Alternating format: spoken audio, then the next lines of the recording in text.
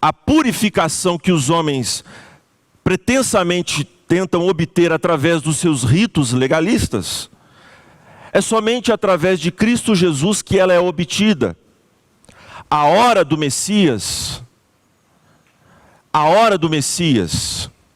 é isso que Jesus faz saber para a sua mamãe.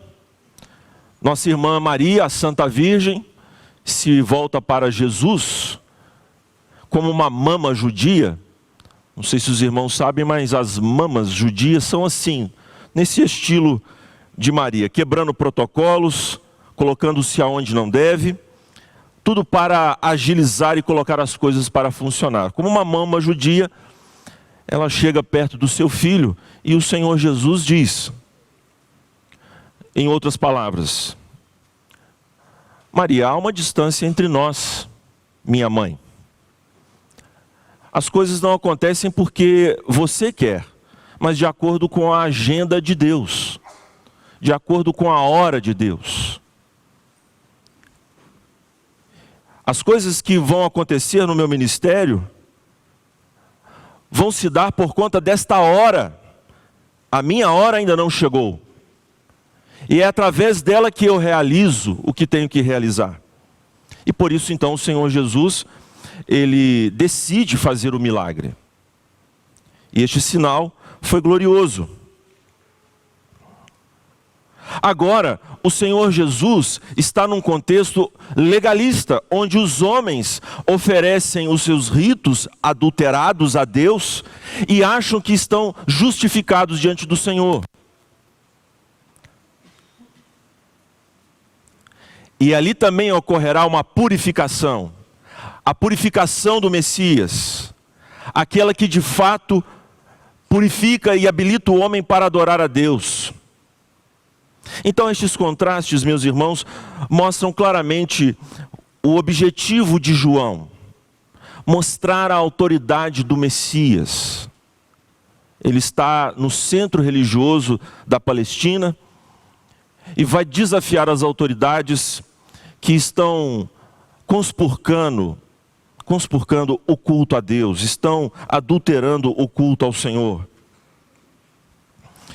De modo que dois elementos podem ser aqui destacados que mostram essa autoridade do Senhor Jesus. O Senhor Jesus, ele é demonstrado aqui por João como o Senhor do templo. Ele é Senhor do templo porque purifica o templo. E esta lição nós vamos aprender dos versículos de número 12, de número 13 a 17. Ele é o Senhor do templo porque o substitui. Essa lição nós vamos aprender dos versículos de número 18 até o final, no versículo de número 24. Ele substitui o templo. Ele é Senhor do templo porque o purifica e porque o substitui. Esses dois elementos estão aqui destacados para nós. Irmãos, a Páscoa. Veja que evento poderoso. A Páscoa do Senhor Jesus. Ele sobe para Jerusalém. E é interessante, meus irmãos, porque Jerusalém é uma cidade com 25 mil habitantes. E nessa época, provavelmente, alguns divergem quanto ao número exato de pessoas que circulavam em Jerusalém na época da Páscoa. Era a festa judia por excelência, como nós bem sabemos, comemorando este livramento de Deus dado ao povo no Egito, levando-o para adorar, para estabelecer com eles uma aliança. Então nós temos lá cerca de 180 mil pessoas. O templo é suntuoso, foi levantado por Herodes, o Grande, cerca de 20 anos antes de Jesus, da era cristã. E o templo era suntuoso, meus irmãos, ele feito de mármore branco, coberto de ouro, e era como um talismã para o povo de Israel e também para o Império Romano. Ali estava, meus irmãos, uma engenharia da canalice, da sordidez humana. Ali estava um espetáculo hediondo de como os homens, eles transgridem os mandamentos de Deus e se colocam como os tais. Como era isto? Certamente o Império Romano, para estabelecer a sua influência no seio da Palestina, prestou favores à religião judaica, se mancomunando com a liderança religiosa, no caso os saduceus. São esses que pertencem à aristocracia judaica, moravam no templo. Os fariseus dominam o cenário das sinagogas, mas os saduceus dominam o cenário do templo. Eles cobram taxas dos israelitas. Então, havia esta aliança espúria entre a liderança religiosa de Israel e a liderança política do Império Romano. O Império Romano dava sustentação religiosa para esta liderança, ao passo que os saduceus davam sustentação política para Roma. Sujeira, meus irmãos. Nos bastidores, esses homens eram canalhas, vendidos, usando as coisas de Deus a seu favor, para se beneficiar. Como se isso não bastasse, o templo com dimensões gigantescas, são 180 metros de profundidade, 180 metros de largura. Ao fundo ficavam os átrios, como nós bem sabemos, de acordo com a definição de Moisés a respeito do tabernáculo. Mas o primeiro pátio, nós temos a presença dos gentios ali, destinado a serem evangelizados. Nós sabemos, meus irmãos, que a nação israelita deveria desempenhar este papel. Então eles profanam esse templo e colocam ali os cambistas. Nada contra a troca de moedas. As pessoas vinham de vários lugares, de várias regiões do Império Romano, os judeus, para adorarem Israel e certamente para pagarem o que era devido à taxa de manutenção do templo. Eles tinham a necessidade de trocar as moedas, lícito. Mas isso foi feito dentro do pátio dos gentios. Da mesma forma, como era difícil trazer animais de diversas partes do mundo conhecido para Jerusalém, eles poderiam obter esses animais ali em Israel. Mas o problema é que eles fizeram isso dentro do templo, dentro da parte que cabia aos gentios estarem ali para buscarem também a Deus junto com o povo de Israel.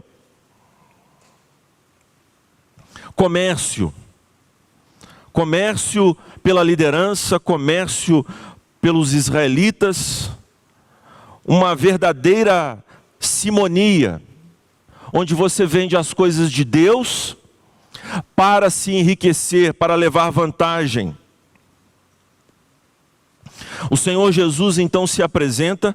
Veja, irmãos, Jerusalém está lotada. O Senhor Jesus se levanta, toma de um azorrague, um chicote, e expulsa os vendilhões do templo. Mostra toda a sua ira contra aqueles que estavam adulterando as coisas do Senhor. E no versículo de número 17, meus irmãos, nos fala sobre esta ira santa. O que estava acontecendo diante dos olhos dos israelitas era a encarnação daquilo que se viu no Salmo de número 69, um salmo messiânico, onde Davi, ele está sendo pressionado pelos seus perseguidores, pelos seus algozes. Ele anela pela casa de Deus, ele tem zelo pelas coisas de Deus. E este zelo pelas coisas do Senhor provocou em Davi a hostilidade dos seus adversários. Não é que Jesus foi consumido de zelo. Não é isso que o texto quer dizer, de acordo com o seu contexto no Salmo 69. O que está sendo dito é que o zelo de Deus, o zelo de Cristo, o zelo que foi tipificado em Davi, o zelo de Cristo tipificado em Davi, levaria à morte o Messias. Ele seria consumido pelos seus adversários. O Senhor Jesus, então, diante daquele cenário, se indigna, porque ali deveria ser, meus irmãos, o local da presença de Deus, da adoração ao Senhor, e se transformou num covil de salteadores, um lugar de sacrifício, onde os homens estariam entrando em comunhão com Deus, orações sendo feitas no templo, e mais do que qualquer outra coisa, a presença de Deus sendo manifesta. Os irmãos devem se lembrar que o estabelecimento do templo em Israel, ele é, meus irmãos, uma verdadeira odisseia.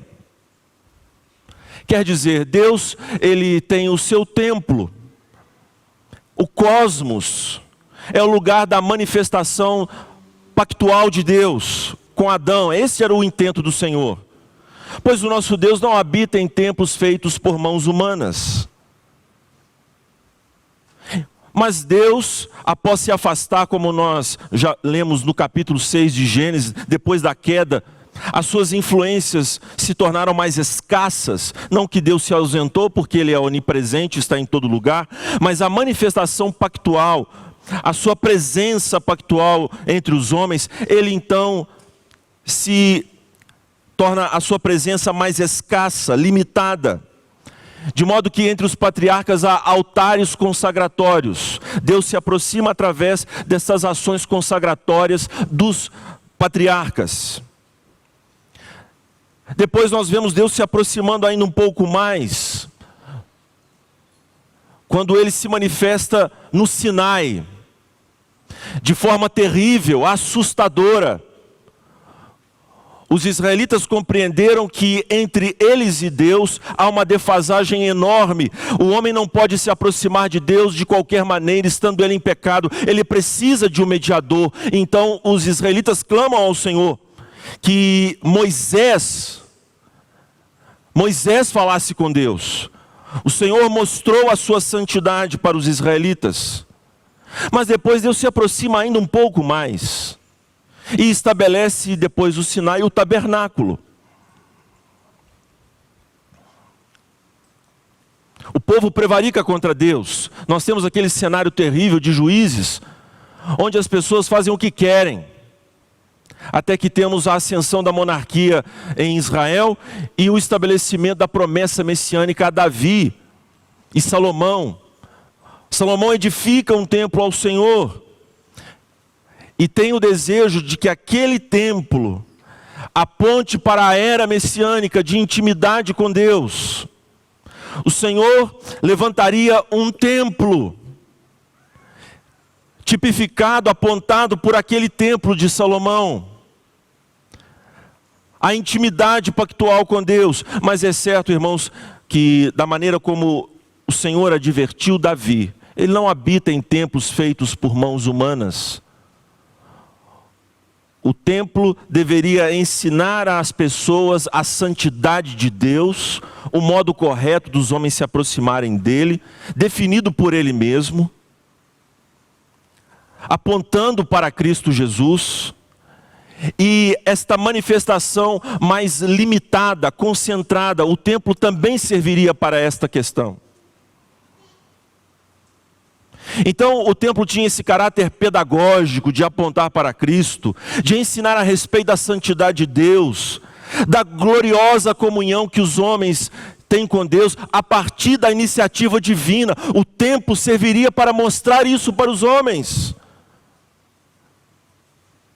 E o que eles fazem? Profanam o templo. E esta não é a primeira vez que o fazem. Nós sabemos, meus irmãos, que o exílio se deu por esta conta. O povo profanava o templo, até que Deus então enviou Nabucodonosor e levou o povo exilado. Depois os fez retornar. E para mostrar a sua compaixão e amor, Deus, embora o templo tivesse uma magnitude menor, inferior àquele templo de Salomão, a glória do Senhor estaria ali. E o povo, infelizmente, mais uma vez prevaricou contra o Senhor. E isto consumiria o Messias. Ele seria execrado porque o nosso Senhor Jesus se levantou naquele local, meus irmãos, desafiando a multidão e as pessoas que estavam ali, os cambistas, e alguns ficam tentando relevar. O Senhor Jesus não machucou ninguém. Ora, meus irmãos, o texto não nos diz claramente, mas eu não posso imaginar que alguém com azorrague na mão não tenha dado algumas chibatadas. Pois qual é a finalidade então desse azorrague? E isso não altera o fato, meus irmãos, de que a santidade do Senhor Jesus Cristo não pode ser colocada jamais em prova. Porque quando ele se irou como Deus que é. É a pessoa divina humana de Cristo Jesus que está irada. É a ira do Senhor. No coração santo do Mestre não passa nenhuma intenção impura e, portanto, todo o seu ato é santo.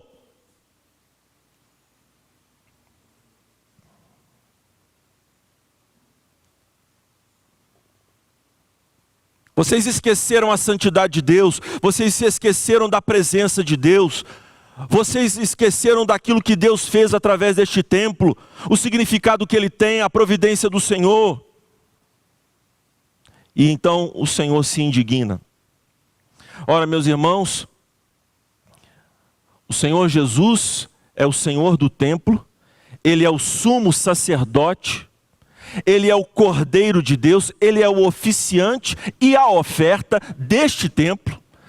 Este templo aponta para ele, e ele então adentra este lugar e purifica o templo. As pessoas devem ter ficado atônitas.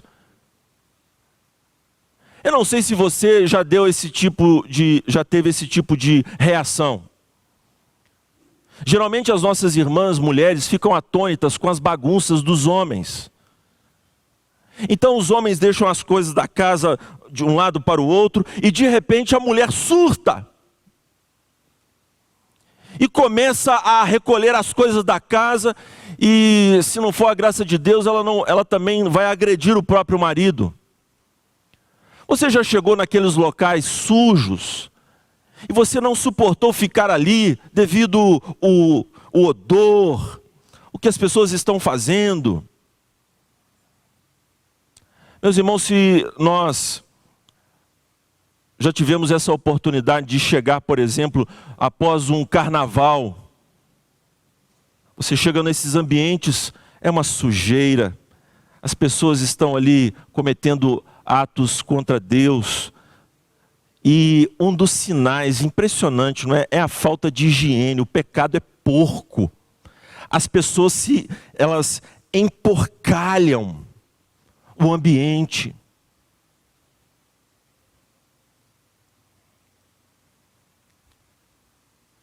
É estranho isto. O Senhor Jesus está indignado. Irmãos, embora o templo não mais exista, com este significado estabelecido no Antigo Testamento, a ação de Jesus que nos ensina a respeito do zelo que ele tem pela sua casa, por aqueles que invocam o seu nome, tem aplicação na nossa vida, meus irmãos, de maneira muito clara. Como igreja, por exemplo, o apóstolo Paulo, quando fala aos coríntios, exige que eles distingam o momento da ceia. A refeição eles podem fazer em suas casas, mas eles devem entender o significado da ceia do Senhor. De igual modo, meus irmãos, nós temos as exortações paulinas a respeito do culto a Deus, dadas a Timóteo. Ele fala que Timóteo deveria ser o condutor da liturgia nesse sentido amplo, não apenas no culto propriamente, mas na agenda das orações da igreja, na maneira como ele deveria orientar a eleição de oficiais, as vestes das irmãs. Elas deveriam se vestir com bom senso e modéstia. Bom senso se referindo à elegância, obviamente, um princípio estético aí dado por Deus na sua palavra, com proporção. E decência, a palavra usada é aidos no grego e significa vergonha em expor o seu corpo. De modo que no culto a Deus não era como nos cultos pagãos. Deveria haver reverência na casa de Deus. Casa esta que se reunia, meus irmãos, em casas de pessoas, residências. Mas o princípio de santidade que está afincado lá no Antigo Testamento, prevalece também no Novo.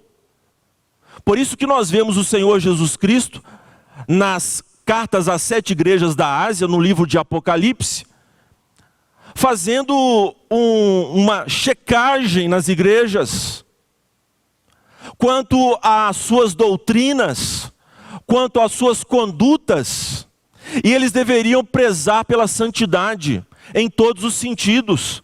E o Senhor Jesus ameaça aos pastores dessas igrejas, assim também como aqueles que seguiam as heresias e falsos ensinos, que ele os mataria, que ele prostraria esses homens.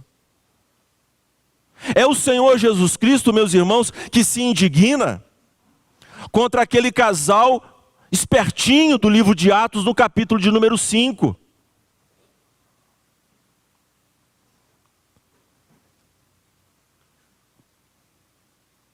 Que coisa é essa, não é? Vamos ler lá? Atos capítulo de número 5.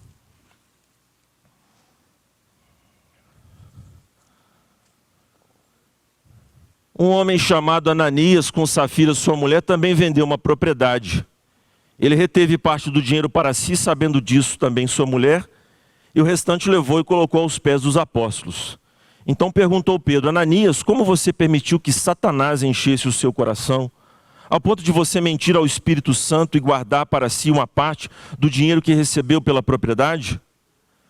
Ela não lhe pertencia e depois de vendida o dinheiro não estava em seu poder? O que o levou a pensar em fazer tal coisa? Você não mentiu aos homens, mas sim a Deus. Ouvindo isso, Ananias caiu morto. É claro, meus irmãos, que muitas vezes nós caímos nesse pecado de Ananias e Safira. Pastor, então por que Deus não nos matou? Deveria. Esses casos, meus irmãos, estão ilustrando na Bíblia a indignação do Senhor quando os homens prevaricam contra a sua palavra e os seus ensinos. E isso está no Novo Testamento. De sorte então, irmãos, que temos aqui uma palavra seríssima de advertência do Senhor Jesus. Quando nós fazemos da igreja o São Paulo Fashion Week, aqui não é lugar de desfile de moda, não é lugar de flerte, não é lugar de você se insinuar. Pastor, mas então como nós vamos vestir? Eu não tenho regras, tenho princípios, e o Espírito de Deus há de dar a você a orientação adequada. Não vamos ficar aí medindo as roupas das irmãs e dos irmãos. Mas, meus irmãos, nós temos que saber a propriedade. As pessoas vêm com camisa de time de futebol na igreja. Falta de bom senso, nada contra torcer. Mas aqui, meus irmãos, tanto no nosso vestir, nós não somos almas penadas. Nós temos significados a expressar com o nosso corpo. Deus quer o coração e a sua carne, o seu corpo. E em tudo você deve glorificar a Deus.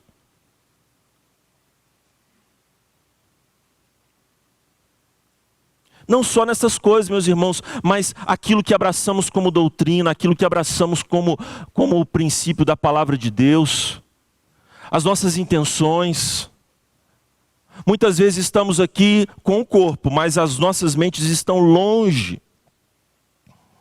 E Deus, a sua santidade é desafiada por esta conduta, irmãos, profana. É profanação.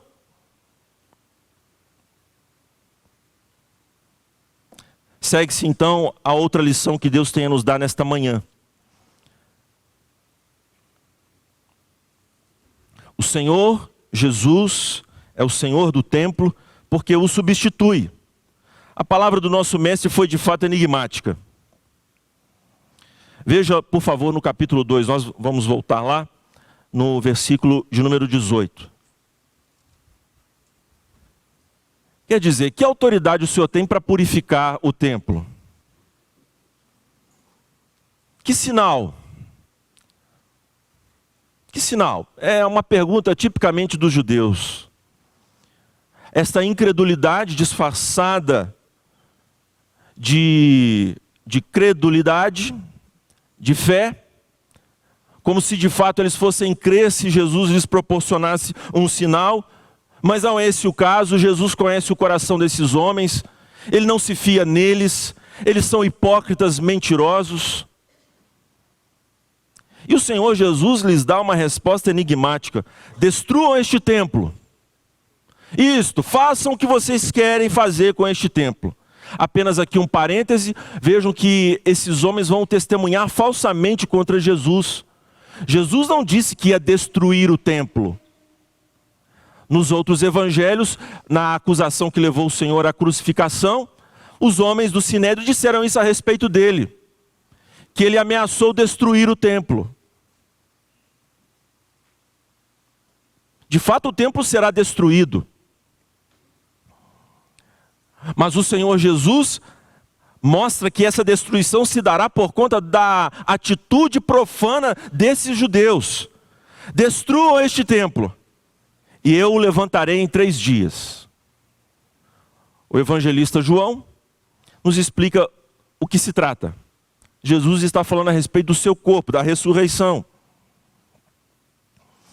Irmãos, este templo, ele estava ainda em construção.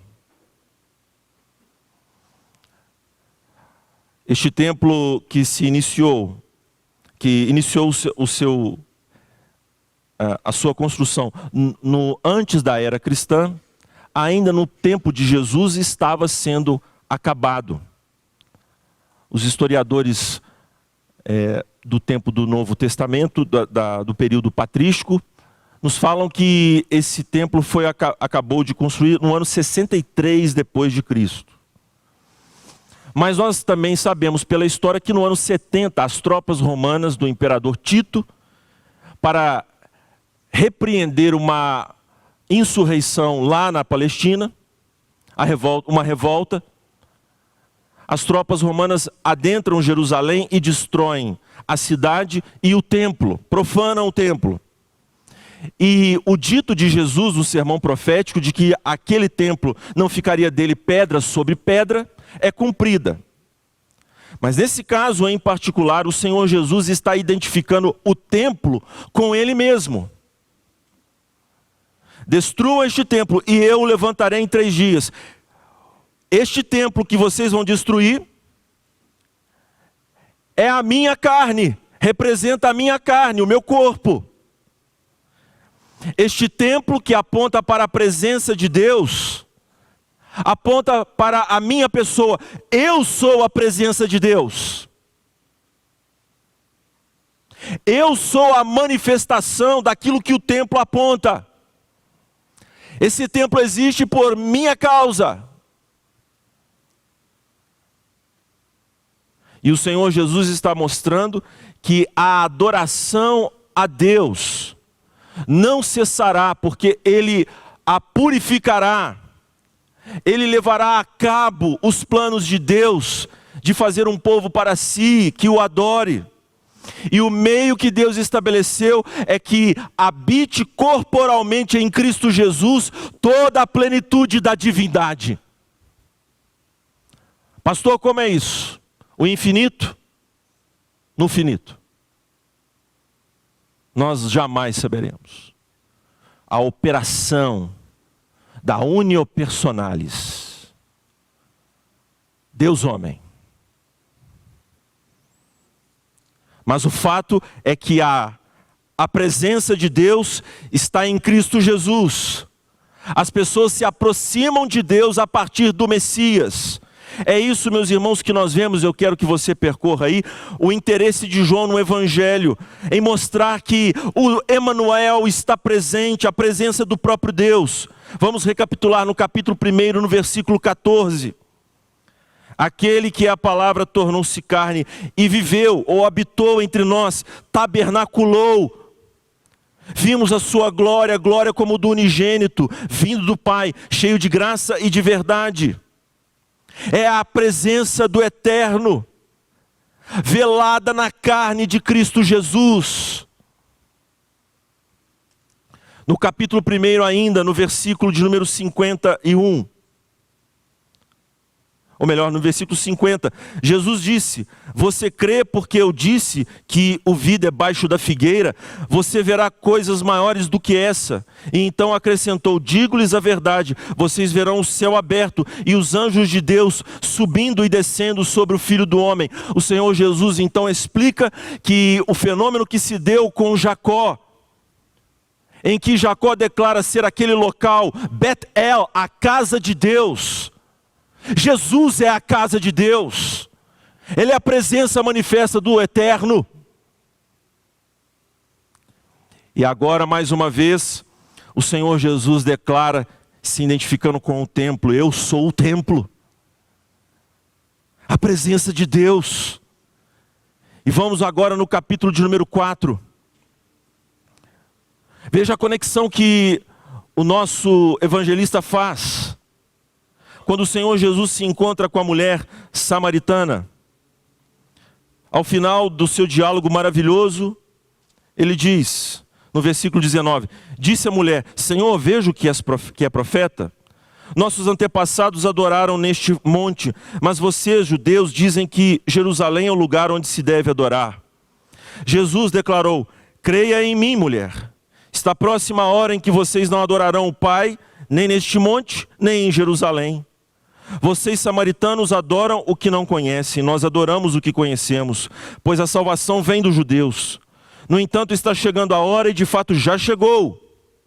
É Ele que está presente, em que os verdadeiros adoradores adorarão o Pai em espírito e em verdade. São estes os adoradores que o Pai procura, é o Pai que procura. Adoradores que o adorem de acordo com a ação do Espírito Santo e de acordo com a sua palavra. Deus é espírito e é necessário que os seus adoradores o adorem em espírito e em verdade. Adoração espiritual. Disse a mulher: eu sei que o Messias, chamado Cristo, está para vir. Quando ele vier, explicará tudo para nós. Então Jesus declarou: eu sou o Messias. Eu sou a presença de Deus. Eu que estou falando com você. Então, irmãos, esta adoração que os homens agora vão prestar a Deus se dá através de Cristo Jesus. É Ele que dá acesso à presença do Senhor. Foi assim no Antigo Testamento, usando para isso o templo, e agora neste contato que temos através de Cristo Jesus, pelo seu Espírito Santo dado a nós, temos acesso à presença do Deus vivo. Somos elevados à presença do Eterno, meus irmãos, e Cristo se nos aparece vestido com as vestes do Evangelho, como diria Calvino. Não o vemos, mas somos bem-aventurados e temos alegria indizível, porque o vemos através dos olhos da fé. Assim como o vento, que nós não o vemos, mas sentimos. Realidade não é só tangibilidade. Deus é real. A sua presença pactual nos tangenciou. E nós também, assim como os discípulos, vimos a glória do unigênito do Pai.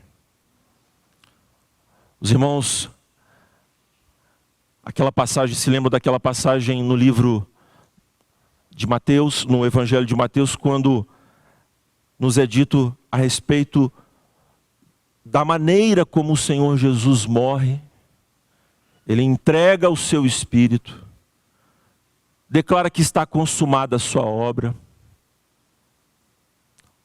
O centurião olha e diz: verdadeiramente este é o Filho de Deus. O entendimento de quem Jesus é veio naquele instante da sua morte. O Senhor Jesus então morre e o autor da vida não pode ser contido pelos laços da corrupção da morte. Ele é preservado e ressuscita. E ao ressuscitar, meus irmãos,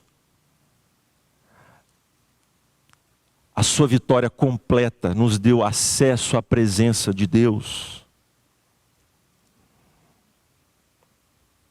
Este Cristo Jesus, então, irmãos, que se identifica com o templo e mostra a presença de Deus e diz que erguerá, ele é o templo de Deus. O Senhor Jesus é o templo do Senhor. Aponta para as glórias que se seguirão a partir desta vitória de Jesus na cruz.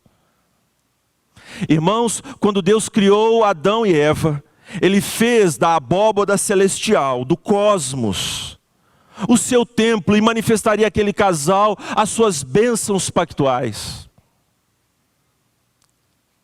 E depois da queda, meus irmãos, nós vemos um padrão das ações divinas em relação ao seu povo eleito, o seu povo escolhido. Há uma vitória, uma entronização e uma edificação. Como é isto? De Gênesis nós vamos para o Egito, o povo escravizado. Deus então se mostra vitorioso. É entronizado no Sinai e edifica o tabernáculo.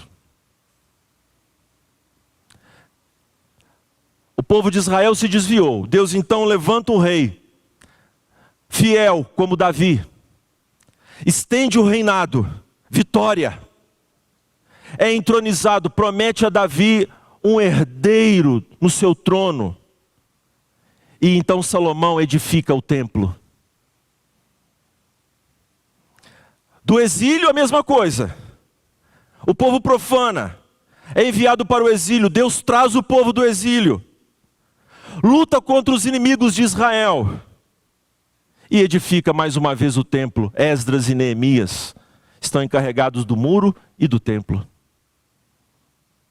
É este movimento, meus irmãos, que aponta para o Messias. Ele vai vencer os inimigos de Deus, despojando deles na cruz. O Messias trará vitória ao povo de Deus. Ressuscita, será entronizado e de lá derramará o seu Espírito Santo, reunindo a igreja, o santuário de Deus, dispensando o seu Espírito para encher todas as coisas. Vitória, reunindo o povo dele. É óbvio, meus irmãos, que o texto fala a respeito do corpo de Jesus, mas isso tem implicação inevitável quanto à igreja de Deus. Esta obra de Cristo Jesus edificará a igreja. Ele é a pedra angular e nós somos as pedras vivas, juntadas pelo próprio Espírito de Deus, um a um. Pois o Messias, ele desceu do céu conhecendo exatamente o nome das suas ovelhas. E como sumo sacerdote que tem as pedras das tribos em seu peito, o Senhor Jesus conhece cada uma das suas ovelhas. E é o Espírito Santo que trará cada uma dessas ovelhas e as edificará no templo de Deus.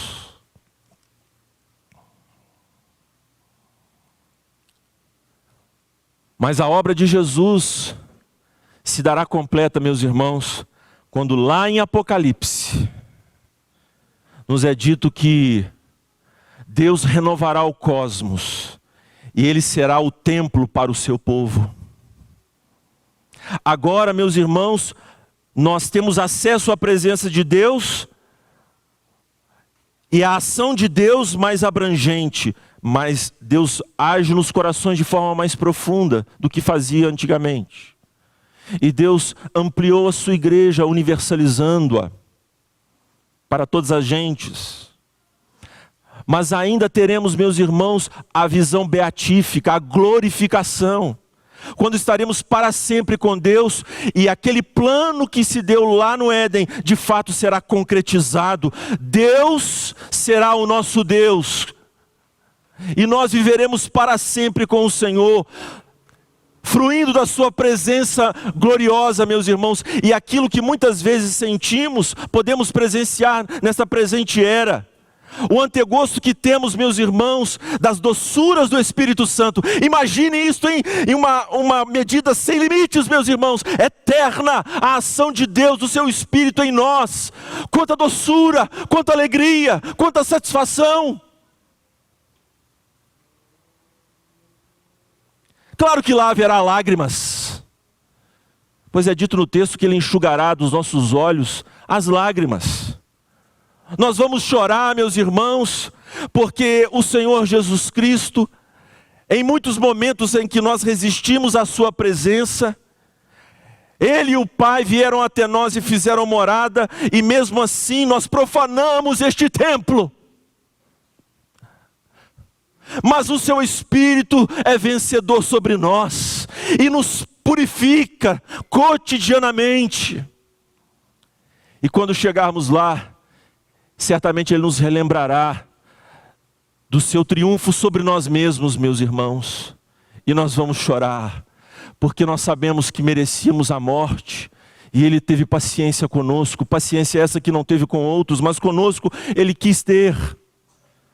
E nós vamos chorar, meus irmãos, de alegria, de satisfação santa, sabendo que tudo aquilo que cremos é a mais pura verdade, e que o Senhor jamais nos decepcionou em momento algum, e não decepcionará lá na eternidade. Mas quem acha que nós vamos conhecer tudo de uma vez só, não. Nós teremos uma eternidade conhecendo a Deus. E quando acharmos que já conhecemos tudo, Ele ainda tem fontes borbulhantes de sabedoria para nos mostrar. E quando estivermos saciados, Ele nos apetecerá mais uma vez. E na eternidade, conhecendo a Deus. Maravilha! Ora vem, Senhor Jesus, Maranata! Porque nós seremos, meus irmãos, levados ao templo de Deus. Bendito seja o nome do nosso Senhor.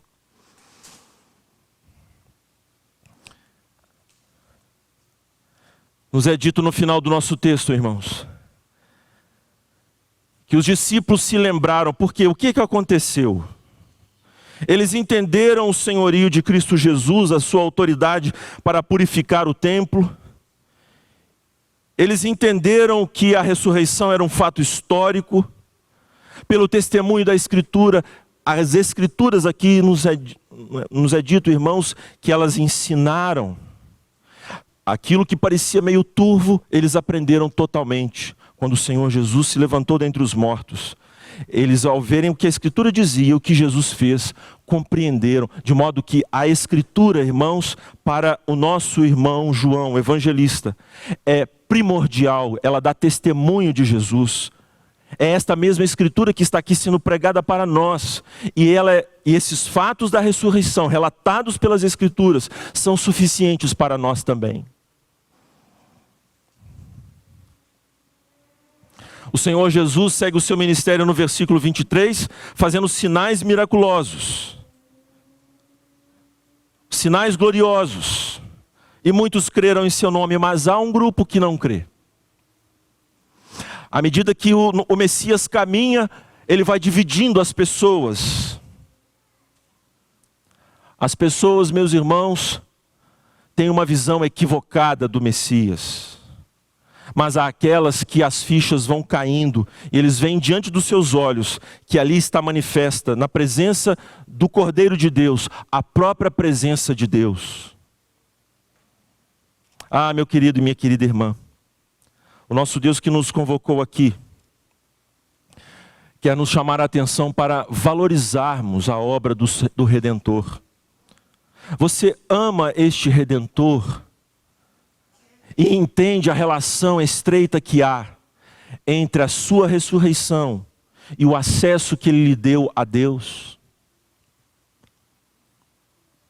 Que Ele fez morada dentro de você?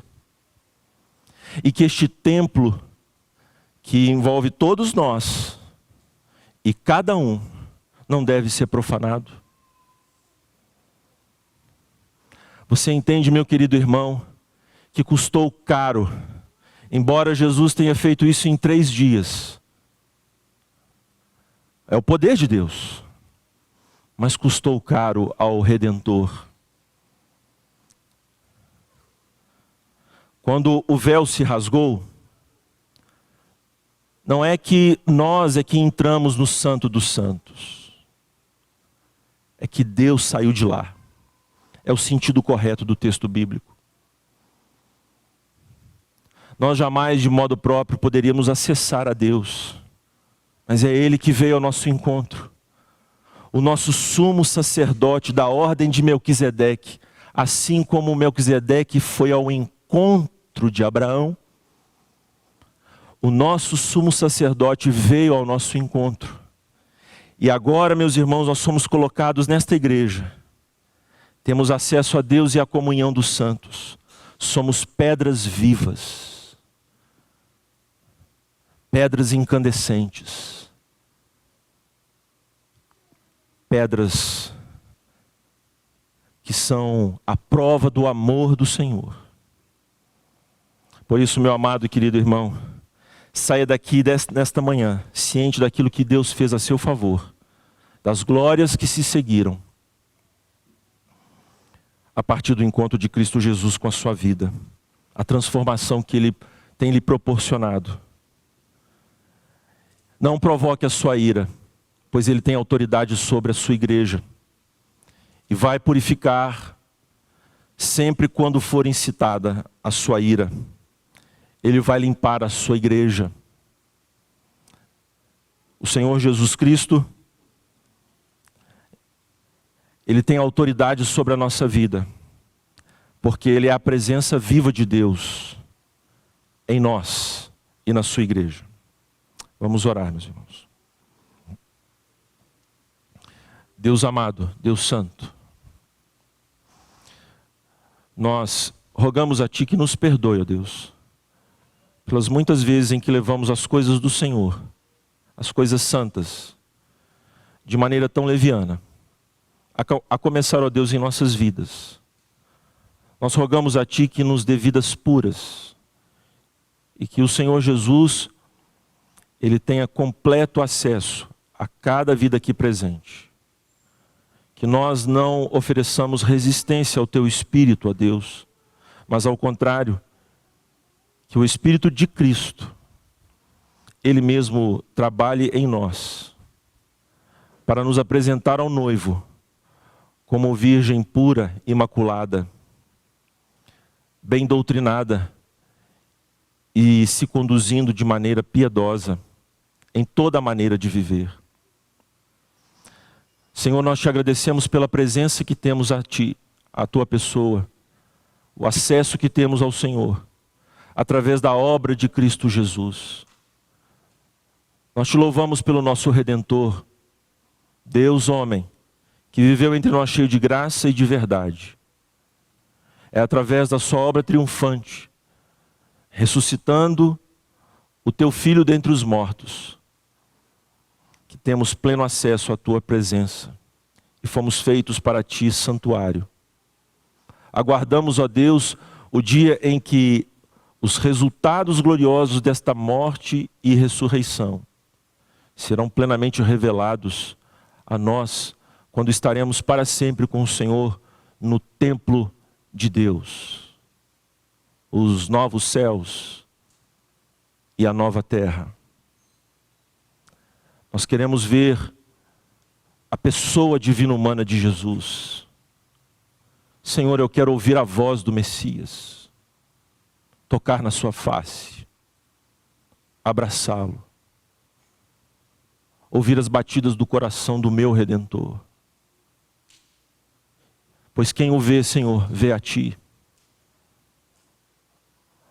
Traga de volta o Teu Filho, Senhor, e nos leve para estarmos para sempre contigo, para desfrutar de uma eternidade na presença do homem, do Deus homem Jesus.